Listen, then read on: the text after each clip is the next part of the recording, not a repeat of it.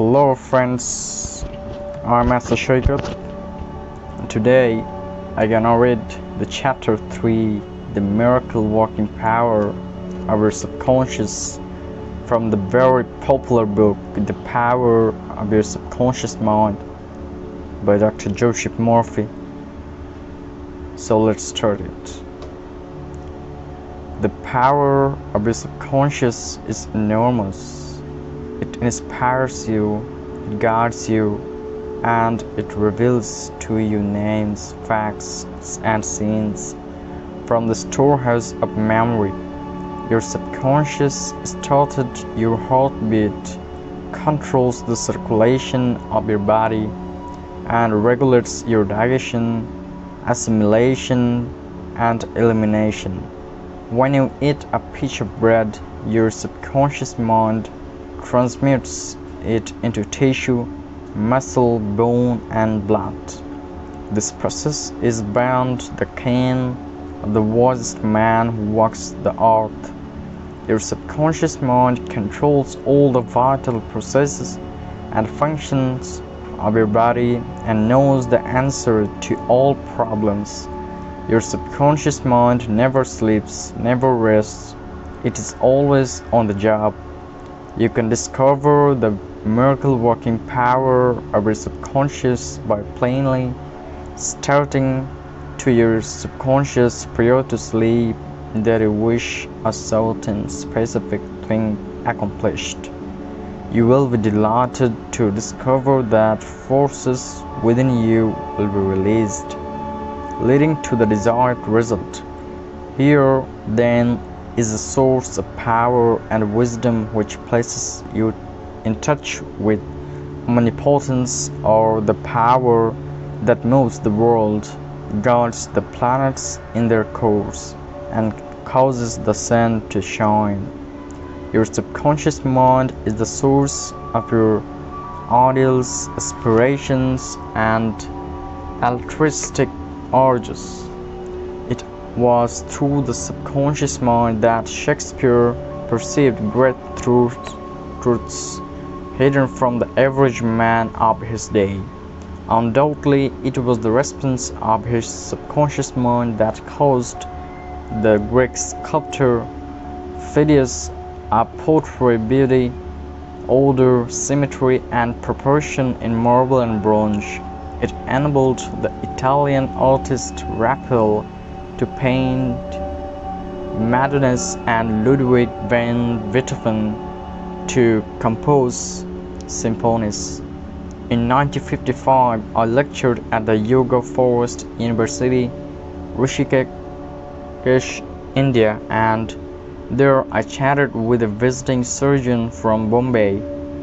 He told me about Dr. James S. Daly, a Scotch surgeon who worked in Bengal before either or other modern methods of anesthesia were discovered.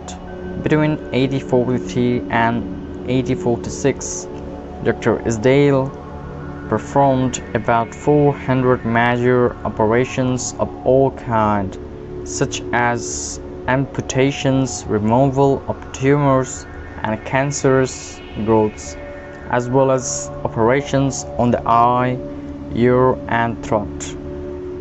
All operations were conducted under mental anesthesia only. This Indian doctor at Rishikesh informed me that the postoperative mortality rate of patients operated on by Dr. Isdale was extremely low, probably 2 or 3%.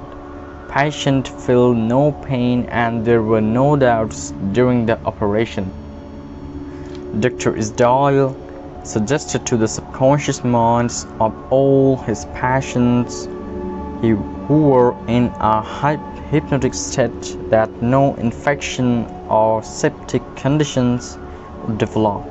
You must remember that this was before Louis Pasteur, Joseph Lister, and others who pointed out the bacterial origin of disease and causes of infection due to unsterilized instruments and virulent organisms. This Indian surgeon said that the reason for the low mortality rate and the general absence of infection, which was reduced to a minimum, was undoubtedly due to the suggestions of Dr. Isdale to the subconscious minds of his patients. They responded according to the nature of his suggestion. It is simply wonderful when you conceive how a surgeon over 120 years ago discovered the miraculous wonder-working powers of the subconscious mind. Doesn't it cause you to be seized with a sort of mystic awe when you stop and think of the transcendental powers of your subconscious mind? Consider its extrasensory perceptions, such as its capacity for clairvoyance and clairaudience, its independence of time and space, its capacity to render you free from all pain and suffering, and its capacity to get the answer to all problems, be they what they may. All this and many more reveal to you that there is a power and intelligence within you that far transcends your intellectual, causing you to marvel at the wonders of it all. All these experiments cause you to rejoice and believe in the miracle-working powers of your subconscious mind. Your subconscious is your book of life.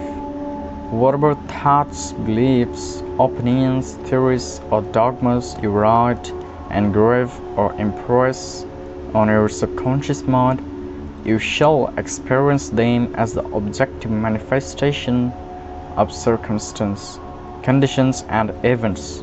What you write on the inside, you will experience on the outside. You have two sides to your life, objective and subjective, visible and invisible, thought and its manifestation. Your brain receives your thought, which is the organ of your conscious, reasoning mind. When your conscious or objective mind accepts the thought completely, it is sent to the solar plexus called the brain of your mind, where it becomes flesh and is made manifest in your experience. As previously outlined, your subconscious cannot argue. It acts only from what you write on it.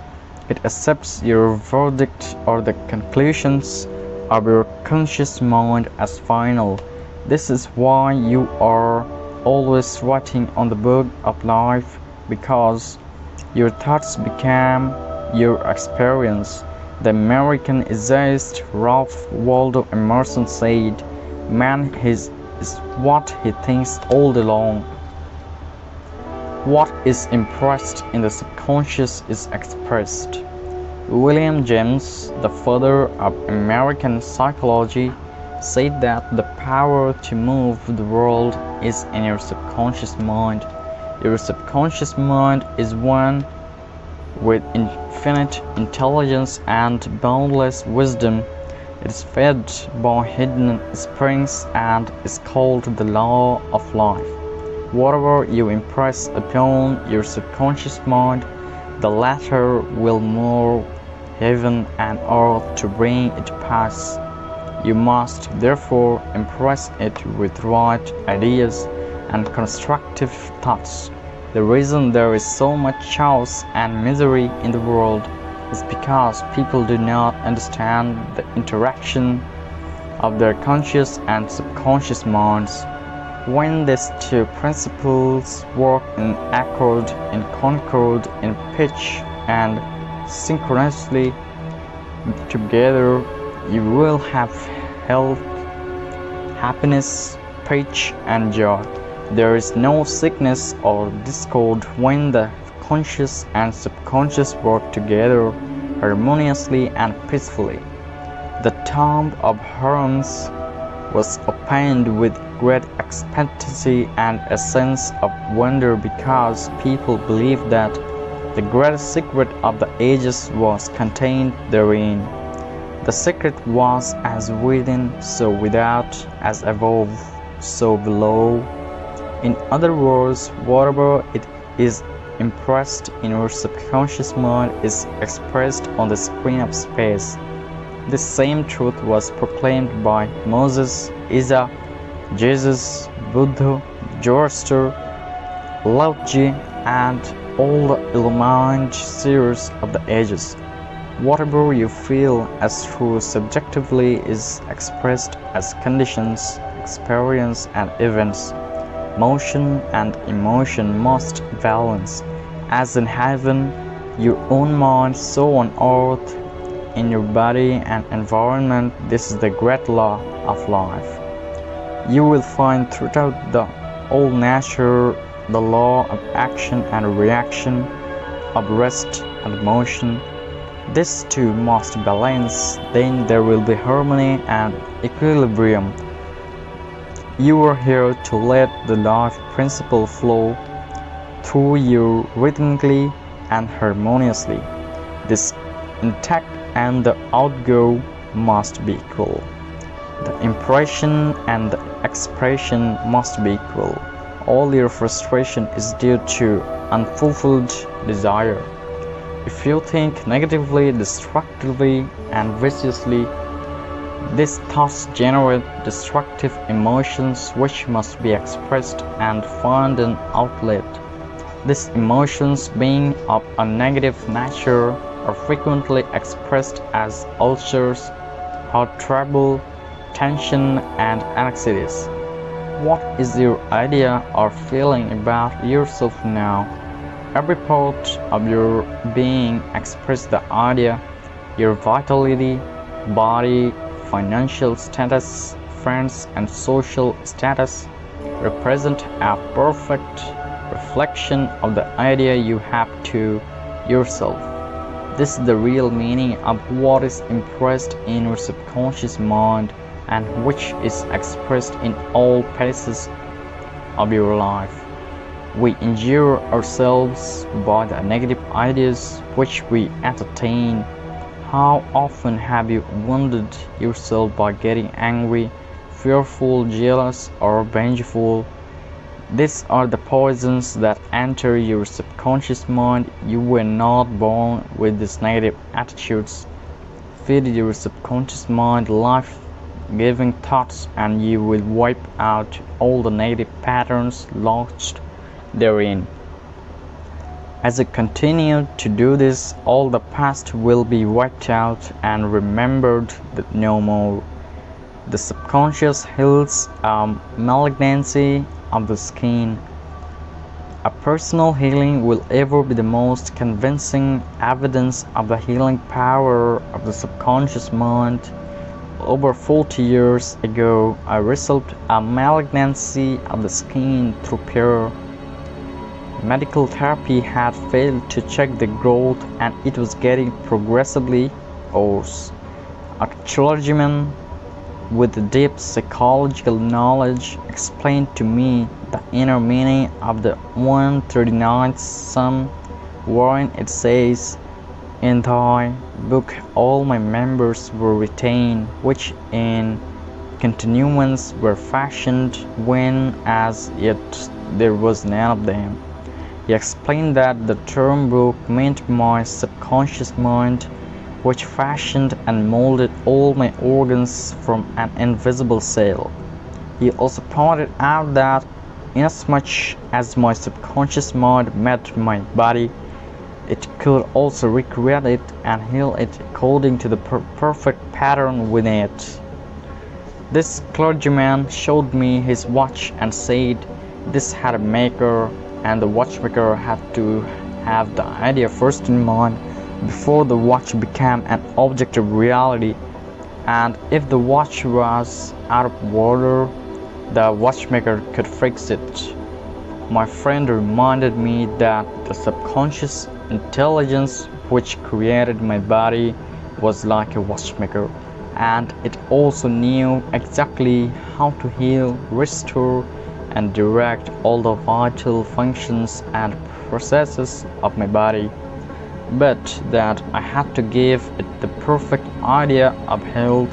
This would act as cause and the effect would be a healing. I prayed in a very simple way as follows.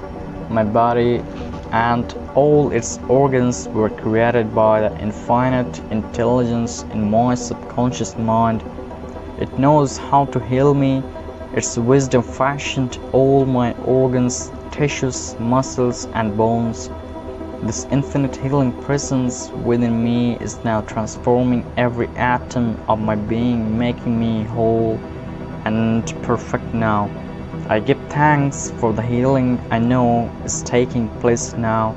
Wonderful are the works, the creative intelligence within me.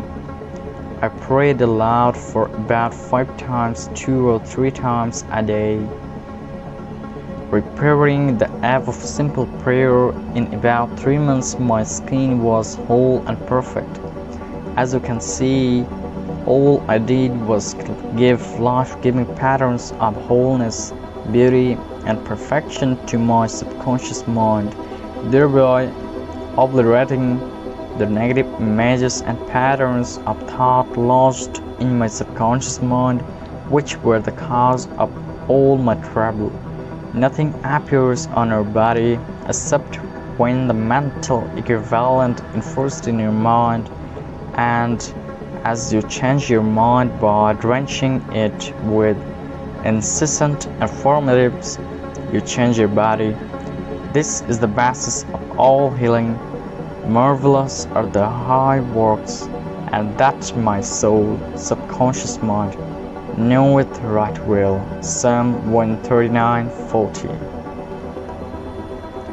How the subconscious controls all function of the body. While you are awake or sound asleep upon your bed, the ceaseless, tireless action of your subconscious mind controls all the vital functions of your body without the help of your conscious mind. For example, while you are asleep, your heart continues to beat rhythmically, your lungs do not rest, and the process of inhalation and exhalation, whereby your blood absorbs fresh air, goes on just the same as when you were awake. Your subconscious controls your digestive processes and glandular secretions, as well as all the other mysterious operations of your body. The hair on your face continues to grow whether you are asleep or awake. Scientists tell us that the skin secretes much more perspiration during sleep than during the waking hours. Your eyes, ears, and other senses are active during sleep. For instance, many of our great scientists have received answers to perplexing problems while they're asleep. They saw the answers in a dream.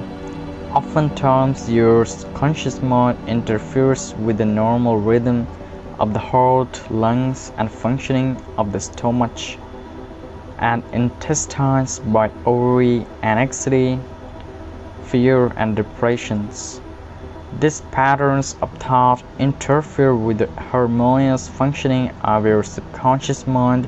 When mentally disturbed, the best procedure is to let go, relax, and still the wheels of your thought processes. Speak to your subconscious mind, telling it to take over in pitch, harmony, and divine order. You will find that all the functions of your body will become normal again. Be sure to speak to your subconscious mind with authority and conviction, and it will conform to your command. Your subconscious seeks to preserve your life and restore you to health at all costs. It causes you to love your children, which also illustrates an instinctive desire to preserve all life. Let us suppose you accidentally ate some bad food. Your subconscious mind would cause you to regurgitate it. If you inadvertently took some poison, your subconscious powers will proceed to neutralize it. If you completely entrusted yourself to its wonder-working power, you would be entirely restored to health. How to get the subconscious to work for you? The first thing to realize is that your subconscious mind is always working.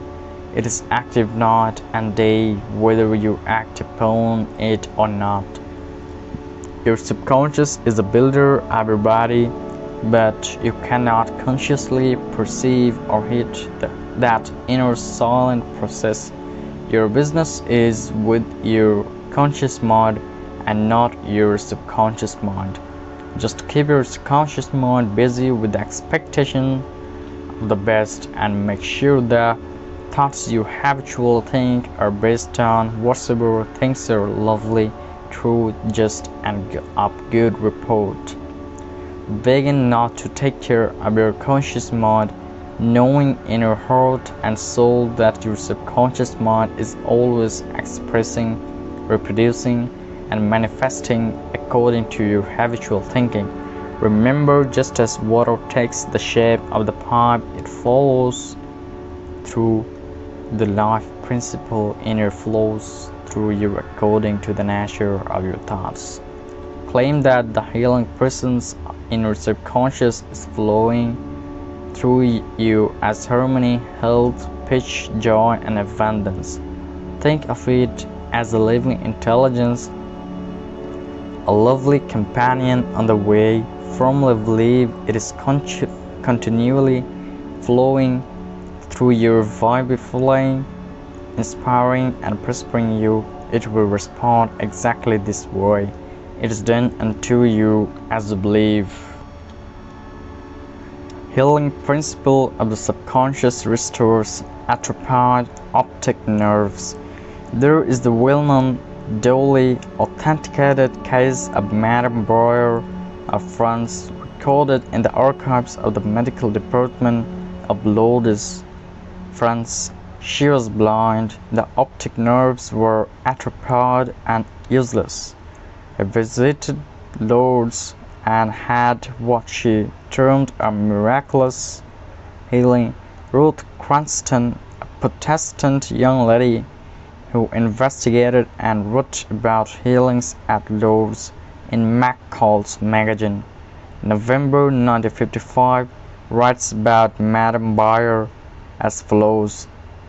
At Lourdes she regained her sight incredibly, with the optic nerves still lifeless and useless, as several doctors could testify after repeated examinations. A month later, upon re-examination, it was found that the seeing mechanism had been restored to normal. But at first, so far as medical examination could tell, she was seeing with dead eyes.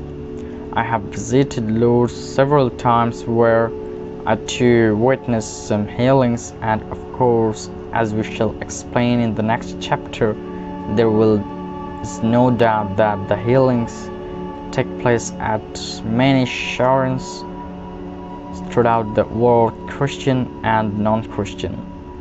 The waters of the shrine did not heal Madame Breuer, to whom we just referred, but by her own subconscious mind, which responded to her belief. The healing principle within her subconscious mind responded to the nature of her thought. Belief is a thought in the subconscious mind. It means to accept something as true. The thought accepted executes itself automatically. Undoubtedly, Madame Breuer went to the shrine with expectancy and great faith, knowing in her heart she would receive a healing. Her subconscious mind responded accordingly, releasing the ever-present healing forces. The subconscious mind, which created the eye, can certainly bring a dead nerve back to life. What the creative principle created, it can recreate according to your belief. Is it done unto you? how to convey the idea of perfect health to your subconscious mind. A Protestant minister I knew in Johannesburg, South Africa, told me the method he used to convey the idea of perfect health to his subconscious mind. He had cancer of the lung. His technique, as given to me in his own handwriting, is exactly as follows.